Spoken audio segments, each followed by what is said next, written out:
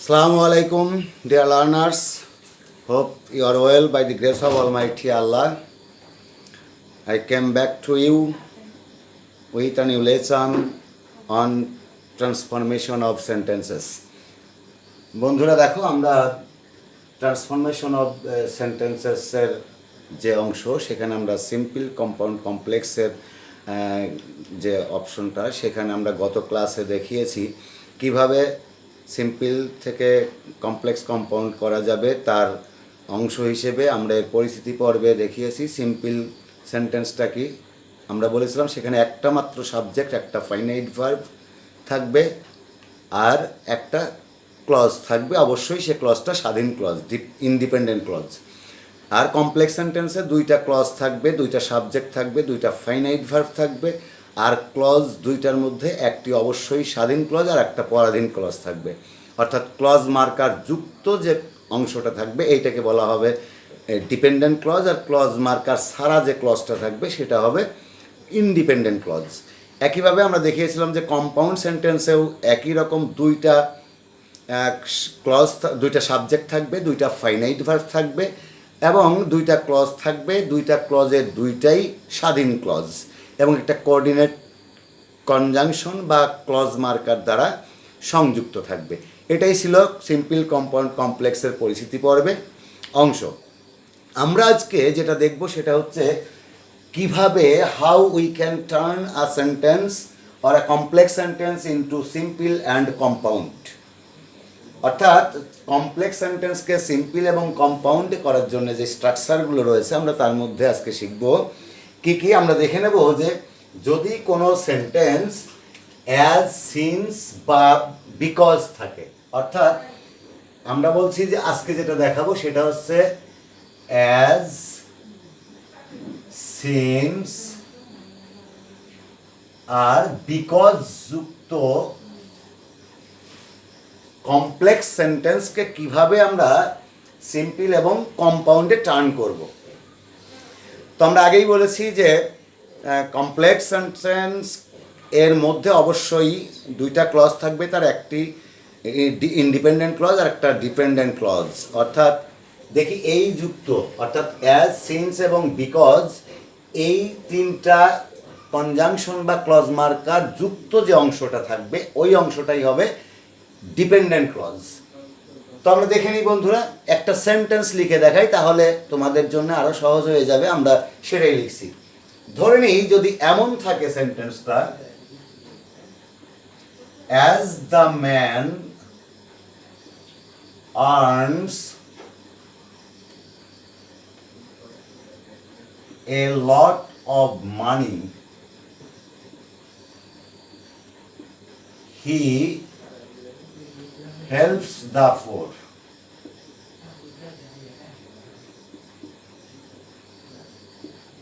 খেয়াল করি আমরা এখানে দুইটা ক্লজ রয়েছে যদি আমরা বলি as the man earns a lot of money যেহেতু লোকটি প্রচুর অর্থ উপার্জন করেন আচ্ছা এইটুকু বললে কি মনের ভাবটা প্রকাশ পাচ্ছে উত্তরটা অবশ্যই আসবে না কারণ বক্তার আরো আকাঙ্ক্ষা থেকে যাচ্ছে কিছু বলার থেকে যাচ্ছে এখানে সে কমপ্লিট করতে পারছে the speaker cannot complete his expression তার যে মনোভাব সেটা প্রকাশ করতে পারছে না সেজন্যে এই ক্লজটাকে আমরা বলছি ডিপেন্ডেন্ট ক্লজ আর যদি আমরা এইভাবে বলি হি হেল্পস দ্য পোর হতে পারে he helps the poor he kills the tiger he kills a man he helps me এগুলো বলতে তার আর কারো উপর নির্ভর করতে হচ্ছে না অর্থাৎ সে সম্পূর্ণরূপে মনের ভাব প্রকাশ করতে পারছে তো এই জায়গা এটা হচ্ছে ইন্ডিপেন্ডেন্ট ক্লজ এখন আমি এই সেন্টেন্সটাকে আরেকটা জিনিস আমরা খেয়াল করবো বন্ধুরা অ্যাজ সিন্স বিকজ এই তিনটা শব্দ যদি শুরুতে বসে অর্থাৎ এই ক্লজ মার্কারগুলো তাহলে এটার অর্থ হয়ে যায় যেহেতু আর যদি এই তিনটা কনজাংশন মাঝে বসে তাহলে আমরা এটার অর্থ কারণ বলবো তবে এই বিকজ শুরুতে বসবে না অ্যাজ এবং সিন্স দুইটাই শুরুতেও বসতে পারে মাঝেও বসতে পারে তবে এর সাথে যে ক্লজটা থাকবে অর্থাৎ পরাধীন ক্লজ হবে সবসময়, এটা মাথায় রাখতে হবে। অ্যাজ সিন্স বা যে কোনো ক্লজ মার্কারের সাথে যে অংশটা থাকবে কমপ্লেক্স সেন্টেন্সে, ওই অংশটাই হবে অলওয়েজ ডিপেন্ডেন্ট ক্লজ, সবসময়। এবার আমরা সিম্পল সেন্টেন্স করার জন্য যা করব, তার মানে আমরা এটাকে কি বলছি, এই অংশটাকে বলছি ডিপেন্ডেন্ট ক্লজ, আমি শর্টে লিখছি। আর এই অংশটা হি হেল্পস দ্য পোর, এটা হচ্ছে ইনডিপেন্ডেন্ট ক্লজ। এখন যদি আমি এই মার্কার যুক্ত, এই ক্লজ মার্কার যুক্ত কমপ্লেক্সকে সিম্পল করি, তাহলে আমার যা করতে হবে, প্রথমেই আমরা ইনডিপেন্ডেন্ট ক্লজটাকে নিয়ে আসব। মনে রাখবে এখানে দুইটা ক্লজের, একটা হবে কারণযুক্ত ক্লজ আর একটা হবে ফলাফলযুক্ত clause. One clause is with cause or reason and the another will be a clause with a clause with result বা ইফেক্ট। তার মানে এই সে প্রচুর অর্থ উপার্জন করে, এর ফলে কি হয়, সে গরিবদেরকে সাহায্য করে। তো আমরা এখানে এই জন্যে বলবো যে এখানে স্বাধীন ক্লজ বা ইনডিপেন্ডেন্ট ক্লজ আমরা প্রথমে ব্যবহার করব। তারপরে কি করব, স্ট্রাকচারটা হবে এরকম। তাহলে আমরা এইটাকে যদি স্ট্রাকচারালি দেখতে চাই তাহলে কি হতে পারে, as plus the clause with reason or cause, plus এখানে একটা কমা ব্যবহার করব। এরপরে যেটা হবে দ্য ক্লজ উইথ রেজাল্ট, এটাকে আমরা বলছি ইফেক্ট। আবার এই পুরা ক্লজটাকে আমরা এটাও বলতে পারি, এটাকে কি বলতে পারি, স্বাধীন ক্লজ, স্বাধীন ক্লজ। আর এইটাকে আমরা কি বলতে পারি, পরাধীন ক্লজ বা অধীন ক্লজ, আমরা শর্টে লিখি অধীন ক্লজ। তাহলে আমরা এখানে যেটা করব, ইনডিপেন্ডেন্ট ক্লজ মানে স্বাধীন ক্লজ, এরপরে একটা বিকজ অফ ব্যবহার করব। বিকজ অফ, অনেক সময় কেউ এটাকে ফরও ব্যবহার করে, আবার for the sake of, on account of, এটাও ব্যবহার করে থাকে। তো সর্বজন বিদিত রয়েছে বিকজ অফ, কোনো কোনো ক্ষেত্রে কেউ ফর ব্যবহার করতে পারে। এরপর যেটা আসবে সেটা হচ্ছে ভার্বের সাথে আইএনজি যোগ, এবং এই যে ভার্ব, এটা সবসময় খেয়াল রাখতে হবে ইনডিপেন্ডেন্ট ক্লজের ভার্ব। এই জায়গায় যে ভার্ব অফ ইনডিপেন্ডেন্ট ক্লজ, অর্থাৎ ইনডিপেন্ডেন্ট ক্লজের ভার্ব প্লাস এক্সটেনশন, অর্থাৎ এই ক্লজের এক্সটেনশন বসবে। যদি তা হয় তাহলে আমরা এখান থেকে এবার নিয়ে আসি, উত্তরটা দেখে নিই। তাহলে এখানে ইনডিপেন্ডেন্ট ক্লজ রয়েছে কোনটা, হি হেল্পস দ্য পোর।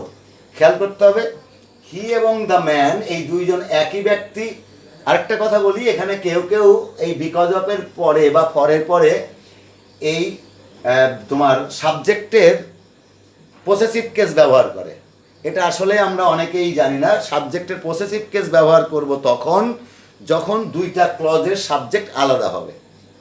তো এখানে যেহেতু same person, so we need not to use possessive case. তো আমরা দেখি তাহলে এখানে এই ক্লজটার মধ্যে একটা স্বাধীন ক্লজ রয়েছে, হি হেল্পস দ্য ফোর। তাহলে আমি নাউন বা প্রোনাউন, এবং দুইটা যদি থাকে নাউন এবং প্রোনাউন, তাহলে নাউনটাকে আমরা প্রথমে লিখব। তাহলে লিখব কি, হি এর পরিবর্তে দ্য ম্যান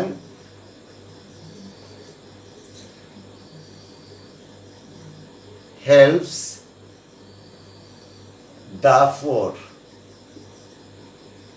সাহায্য করেন, লোকটি গরিবদেরকে সাহায্য করে। তারপর আছে কি, বিকজ অফ, আমি এখানে ব্যবহার করি বিকজ অফ, বিকজ অফ। এরপরে বলা আছে ভার্ব আইএনজি। ভার্বটা আমি আগেই বলেছি এখানে যে ভার্ব অফ ইন্ডিপেন্ডেন্ট ক্লজ। তো ইন্ডিপেন্ডেন্ট ক্লজের ভার্বটা ছিল কি, আর্ন। তাহলে আমরা কি লিখবো এখানে, আর্নিং। অবশ্যই আর্নসের সাথে আর্নসিং হবে না, কারণ আমরা জানি যে বেস ফর্মের সাথে আইএনজি যোগ হয়। তাহলে earning lot of money. Clear? তাহলে আমি এখানে এই সেন্টেন্সটা খেয়াল করলাম। আরেকটা বিষয় এখানে খেয়াল রাখতে হবে যে কোন কাজটা আগে হয়। সাধারণত সে যদি আয় না করে তাহলে কিন্তু সাহায্য করতে পারবে না। কম্পাউন্ড করার সময় আমার এই জিনিসটাই মাথায় রাখতে হবে। আমি কি করব, কম্পাউন্ড করার সময় শুধু ক্লজ মার্কারটাকে বাদ দিয়ে দেব। আমার কথাটা মনে হয় বুঝতে পারছো যে এই ক্লজ মার্কার এখানে কি রয়েছে, ক্লজ মার্কার রয়েছে অ্যাজ, আমরা অ্যাজটাকে বাদ দিয়ে দেবো, দিয়ে এই যে প্রিন্সিপাল ক্লজ এখানে তোমার ইন্ডিপেন্ডেন্ট ক্লজের আগে একটা কমা আছে, কমাটাকে উঠিয়ে দেবো, উঠিয়ে ওখানে একটা অ্যান্ড ব্যবহার করব, হয়ে যাবে, আর কোনো চেঞ্জ হবে না। তার মানে আমরা যদি এটা স্ট্রাকচারালি বলতে চাই, স্ট্রাকচারালি বললে হবে, এটা আমরা এইভাবে বলবো, তোমার ডিপেন্ডেন্ট ক্লজ, তবে কি হবে, আউট অফ ক্লজ মার্কার, অর্থাৎ ক্লজ মার্কার বাদ দিয়ে যে অংশ থাকবে সেই অংশটা আমি বসাই দেব। এরপরে কি দেব, অ্যান্ড দেব, এরপর আবার ওই যে ইনডিপেন্ডেন্ট ক্লজ। এখন আরেকটা বিষয় আমি তোমাদের ক্লিয়ার করে দিই, যদি আমি মনে করি যে অ্যাজ বাদ দিয়ে দিই, তাহলে অ্যাজ বাদ দিলে সেন্টেন্সটা কি হয়, ক্লজটা কি হয়, দেখো, the man earns A lot of money. এর জন্য কিন্তু তাকে আর অন্য কারোর উপর নির্ভর করতে হচ্ছে না, আকাঙ্ক্ষা বাকি থাকছে না। সুতরাং এটা একটা, তখন এই অ্যাজ বাদ দিলে, ক্লজ মার্কার বাদ দিলে ওটা ইনডিপেন্ডেন্ট ক্লজ হয়ে যায়। তাহলে আমরা এটাকে এই dependent clause out of independent যখন বলছি, তখন এই ক্লজটার নাম কিন্তু হয়ে যাচ্ছে ইনডিপেন্ডেন্ট, মানে ইনডিপেন্ডেন্ট ক্লজ হয়ে যাচ্ছে, তখন আর সেটা ডিপেন্ডেন্ট থাকছে না। তো আমরা সেই কারণে এখানে এই ক্লজটা এবার ব্যবহার করি। কি ব্যবহার করব, the man earns a lot of money, as বাদ দিয়ে যা থাকে। তাহলে আমরা লিখি, the man earns a lot of money and, এখানে তুমি অ্যান্ড সো ব্যবহার করতে পারো, কারণ এটার কারণেই সে সাহায্য করছে, বেশি অধিক টাকা আয় করে বিধায় সে গরিবদেরকে সাহায্য করে। অ্যান্ড সো এখানে অ্যান্ড সো ব্যবহার করতে পারো, না সো ব্যবহার না করলেও চলবে।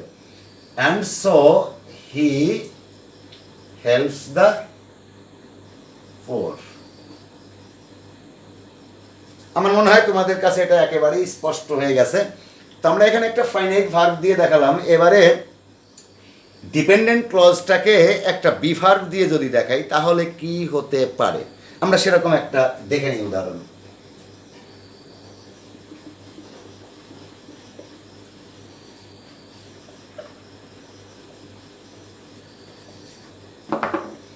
যদি থাকতো অ্যাজ আমরা না দিই, যদি সিন্স ব্যবহার করি, তাহলে যদি এইভাবে বলি, since he is rich, since মানে এখানে যেহেতু, তাহলে যেহেতু তিনি ধনী, ওই একই রকম he helps the poor.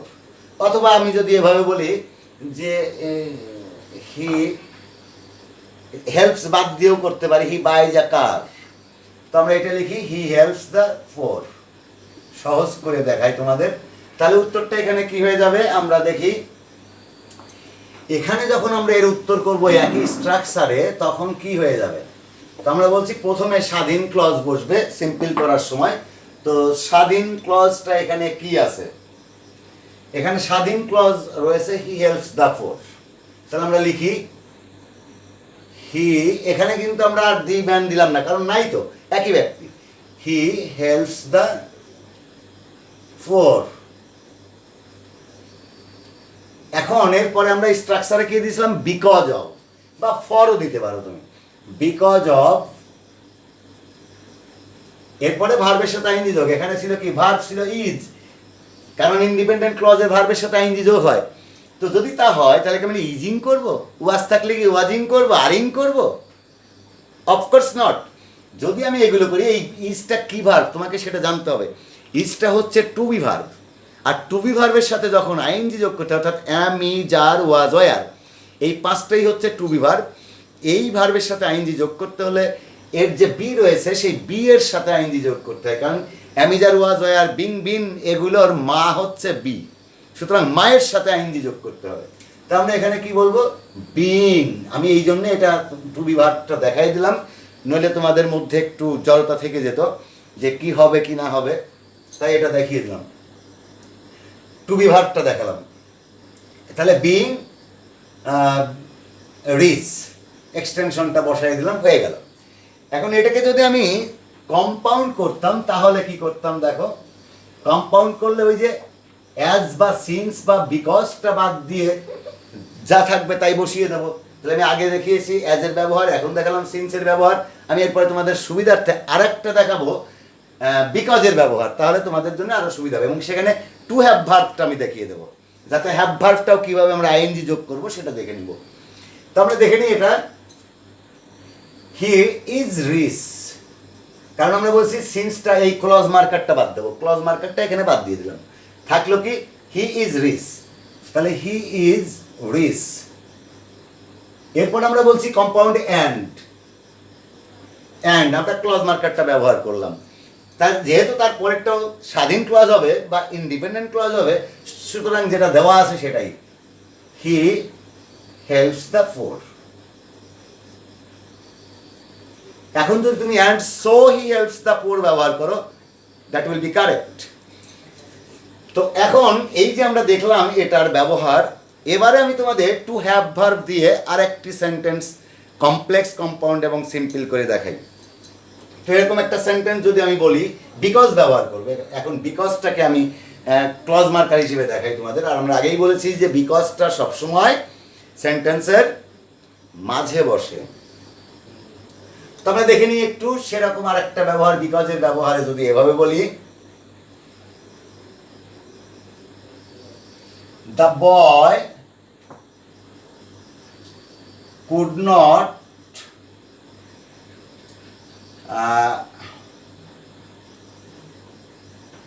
reach or attend the class. The boy could not, আমি এভাবে লিখি, the boy could not attend the class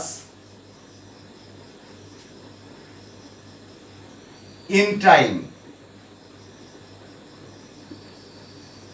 ছেলেটি সময় মতো বা যথাসময়ে ক্লাসে উপস্থিত হতে পারে নাই। কেন পারে নাই? তাহলে এটা হচ্ছে রেজাল্ট, ইফেক্ট, ফলটা কি হয়েছিল সেটা, অর্থাৎ ফলটা আগে চলে আসলো। বিকজ, কারণ he had a broken leg, কারণ তার একটা ভাঙা পা ছিল, তার একটা পা ছিল যেটা ভাঙা ছিল, আর একটা ভাঙা পা নিয়ে সে স্লোলি স্কুলে গিয়েছে, যে কারণে সে সময় মতো, the boy could not attend the class in time. আবারও দেখো, the boy could not attend the class in time, সময় মতো ছেলেটি স্কুলে পৌঁছাতে পারেনি বা ক্লাসে পৌঁছাতে পারেনি। But why, ask the clause, কেন পৌঁছাতে পারেনি? বিকজ, কারণ he had a broken leg, কারণ তার একটা পা ভাঙা ছিল। তাহলে আমরা এখানে হ্যাভের হ্যাডটা হচ্ছে এখানে টু হ্যাভ ভার্ব। এই টু হ্যাভ ভার্বটা কিভাবে আসবে আইএনজি সেটা আমরা দেখে নেব। তো আমরা এটাকে যদি করি তাহলে সিম্পল করার জন্য আমাদের প্রথমেই যেটা করতে হবে সেটা হচ্ছে তোমার ইন্ডিপেন্ডেন্ট ক্লজটা বসিয়ে দেবো বিকজের আগে, যেহেতু এইটার সাথে যেটা থাকবে সেটা ইন্ডিপেন্ডেন্ট ক্লজ, আর তা বাদে যেটা থাকবে সেটা হচ্ছে ইন্ডিপেন্ডেন্ট ক্লজ। তাহলে আমরা এখানে লিখি, the boy could not attend the class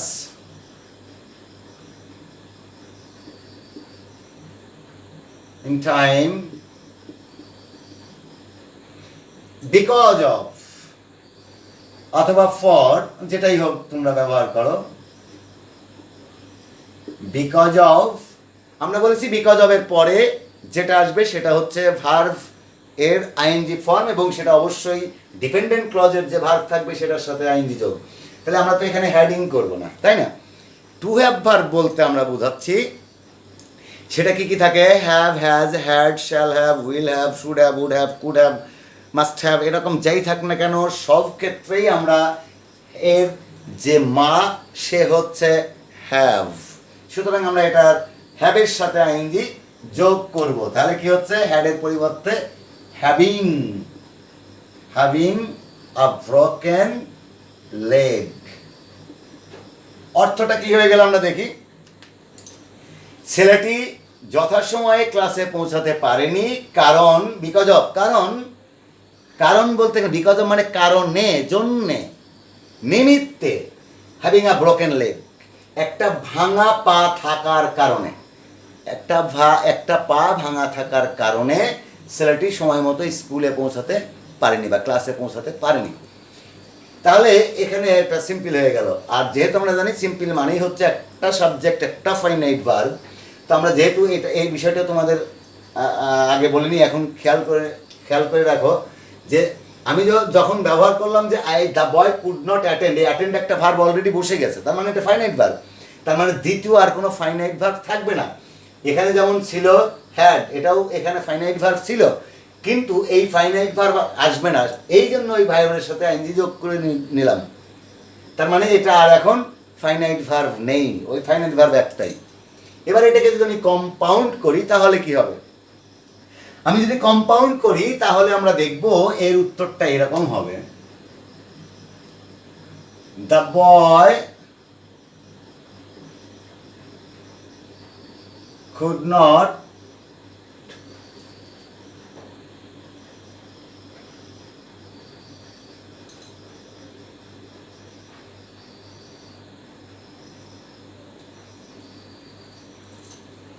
not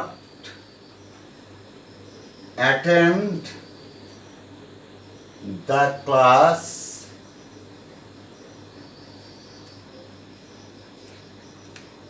sorry, আমরা এখানে যেহেতু স্বাধীন ক্লজটা আগে দিয়ে দেবো, তাহলে আমরা লিখি দি বয় দেবো না, এখানে হি দেবো না, দ্য বয় দেবো। দ্য বয়, আমরা আগেই বলেছি যে কারণটা আগে লিখবো, কম্পাউন্ডের ক্ষেত্রে মাথায় রাখতে হবে অলওয়েজ কারণটা আগে, তারপর অ্যান্ড যুক্ত হবে, তারপরে যাই ফলাফল আসবে।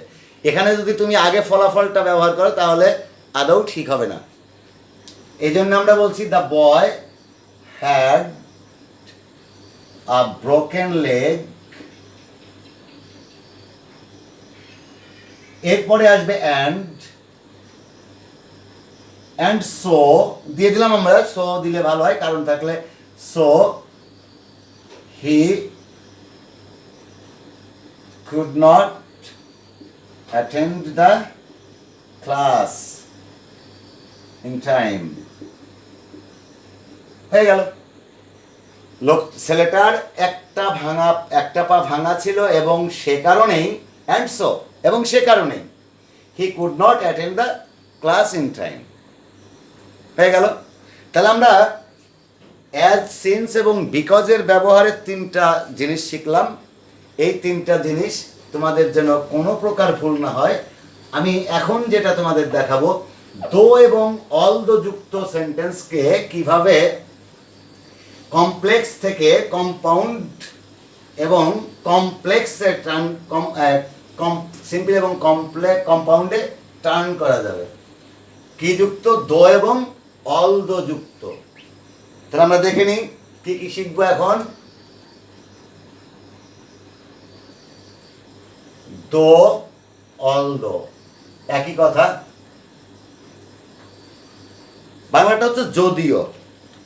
তার মানে যদিও এর সমার্থক আর একটি শব্দ আসে, সেটা হচ্ছে তথাপি, অর্থাৎ কমাটার অর্থ হয়ে যাবে তথাপি, comma is a must at this case.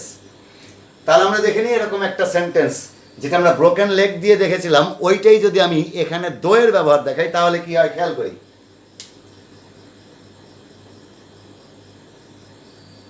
Though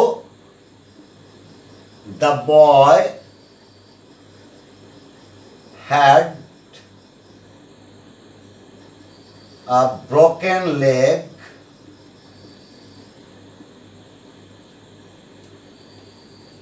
he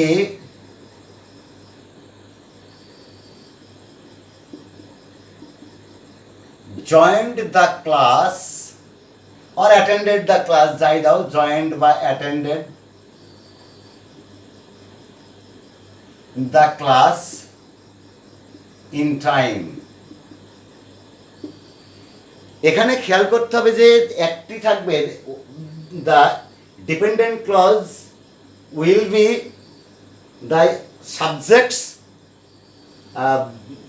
ability, অর্থাৎ এই অংশটা থাকবে এর ক্ষমতা, এর যোগ্যতা, সক্ষমতা কতটুকু আছে সেইটা। আর এই সক্ষমতার বাইরের যে অংশটা থাকবে সে সক্ষমতাকে অতিক্রম করে, তার সামর্থ্যকে অতিক্রান্ত করে সে একটা কাজ করবে, সেই কর্ম, সেই কাজটাই হবে আউট অফ অ্যাবিলিটি। তার মানে আমরা বলতে চাইছি dependent clause will be a clause with ability and independent clause will be a clause out of ability. তাহলে দুইটা জিনিস, একটা সামর্থ্যযুক্ত ক্লজ আর একটা সামর্থ্যের বাইরের ক্লজ। সামর্থ্যযুক্ত ক্লজটা যেটা, সেটা হবে পরাধীন ক্লজ বা অধীন ক্লজ, আর সামর্থ্যের বাইরে যে কাজটা করবে সেটা হবে তার স্বাধীন ক্লজ। তাহলে আমরা এখানে উত্তরটা এবার ক্লিয়ার পেয়ে যাব। সিম্পল সেন্টেন্স করার জন্যে আমার প্রথমে যা করতে হবে, তোমার স্বাধীন ক্লজ বা ইন্ডিপেন্ডেন্ট ক্লজটা ব্যবহার করবো। তো এখানে ইন্ডিপেন্ডেন্ট ক্লজ দেখে নিই আমি। এখান থেকে এই পর্যন্ত যদি বলতাম দো the boy had a broken leg, যদিও ছেলেটির একটা পা ভাঙা ছিল, আর বললাম না, তাহলে কি বক্তার বক্তব্যটা অসম্পন্ন থেকে গেল, তার আরও কিছু আকাঙ্ক্ষা থেকে গেল, বলার আকাঙ্ক্ষা থেকে গেল। কি ঘটল? তার ভাঙা পা ছিল, ভালো কথা, তো কি হইল? যদিও, তাহলে তবে কি হইল সেটা কিন্তু বলা নেই। তো সেইটা না বলা থাকার কারণে এইটা হচ্ছে ডিপেন্ডেন্ট ক্লজ। এবার যদি আমি এইটুকু বলতাম he joined or attended the class in time, সে সময় মতো এই ক্লাসে উপস্থিত হয়েছিল বা যোগদান করেছিল, এখানে কিন্তু আর বলার কিছু নেই, কোনো আকাঙ্ক্ষা নেই, বলার আকাঙ্ক্ষা নেই।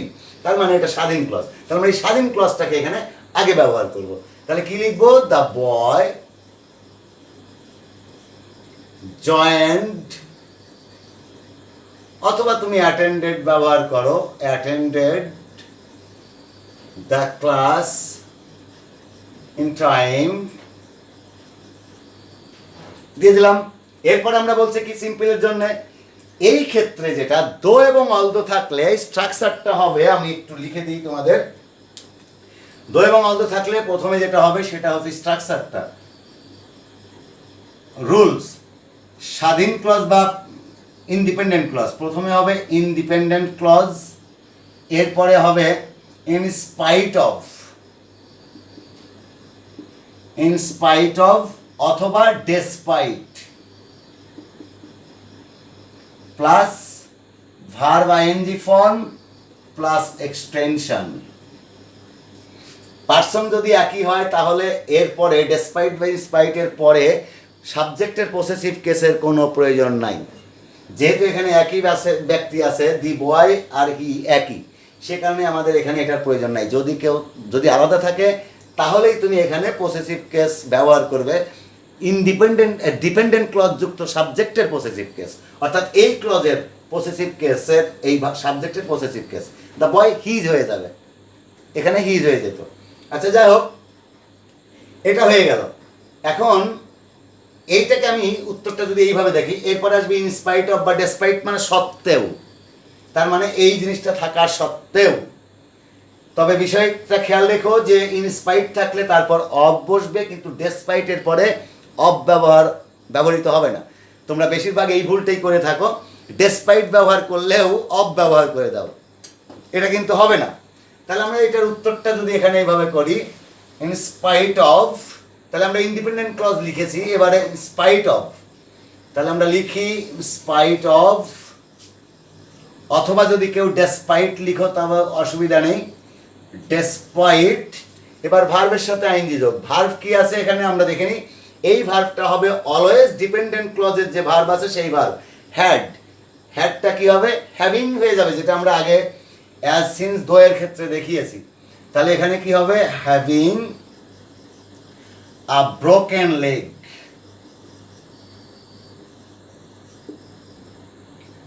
তাহলে আমরা এটা দেখলাম কি, এর অর্থটা কি হলো? ছেলেটি যথাসময়ে ক্লাসে উপস্থিত হয়েছিল, কি সত্ত্বেও?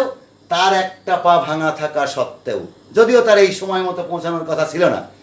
যেখানে ভালো পাওয়ালা যারা সক্ষম ব্যক্তিরাই ক্লাসে দেরিতে পৌঁছায়, ছেলেরাই যদি দেরিতে পৌঁছায়, তার পা ভাঙা থাকা সত্ত্বেও সে সময় মতো ক্লাসে পৌঁছেছিল। তার মানে দাঁড়াচ্ছে যে সে ক্ষমতার বা যোগ্যতা সামর্থ্যের বাইরের কাজ করেছিল ক্লাসে সময় মতো পৌঁছে। এটাকে যদি আমি কম্পাউন্ড করি তাহলে আমরা যেটা বলবো সেটা হচ্ছে যে আমরা আগে স্বাধীন ক্লজটা, তবে কম্পাউন্ডের ক্ষেত্রে আমি বলেছিলাম যে দো বাদ দিয়ে যে অংশটা থাকবে সেইটাকে আমরা করব।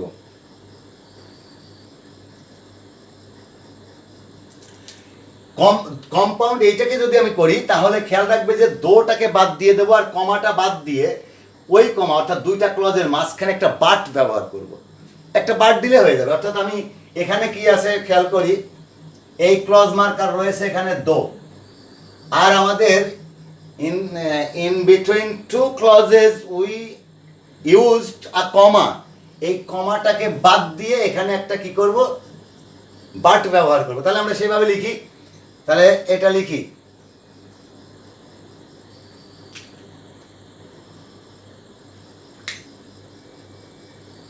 the boy had a broken leg। হয়ে গেল, আমরা এই ক্লজটা ব্যবহার করে দিলাম। ডিপেন্ডেন্ট ক্লজের দো বাদ দিয়ে বাকিটা ব্যবহার করলাম, অর্থাৎ এখন এটা কিন্তু ডিপেন্ডেন্ট হয়ে গেছে, এখন ইন্ডিপেন্ডেন্ট হয়ে গেছে। বাট এরপরে স্বাধীন ক্লজ যা আছে তাই বসবে। But he joined the class in time। ছেলেটার একটি পা ভাঙা ছিল কিন্তু সে যথাসময়ে ক্লাসে পৌঁছেছিল। তার মানে সামর্থ্যের বাইরের কাজ হচ্ছে যথাসময়ে ক্লাসে পৌঁছানো। এটাই ছিল আমাদের দো এবং অলদো। এখানে দো এর পরিবর্তে অলদো দিলেও একই কথা, এটা মাথায় রাখবে। এখন তোমাদের আমি দো এবং অলদো ব্যবহারের একটা বাড়ির কাজ দিয়ে দিচ্ছি, হোম টাস্ক, এটা তোমরা করে নেবে। আমি একটা সেন্টেন্স দিচ্ছি, খেয়াল করো। Although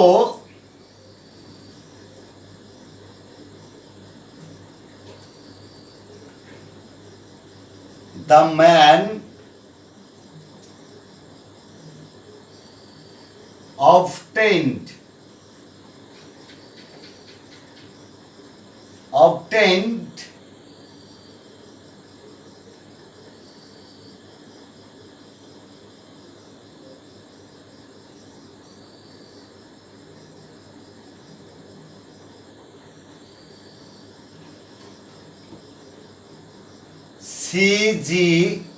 CGPA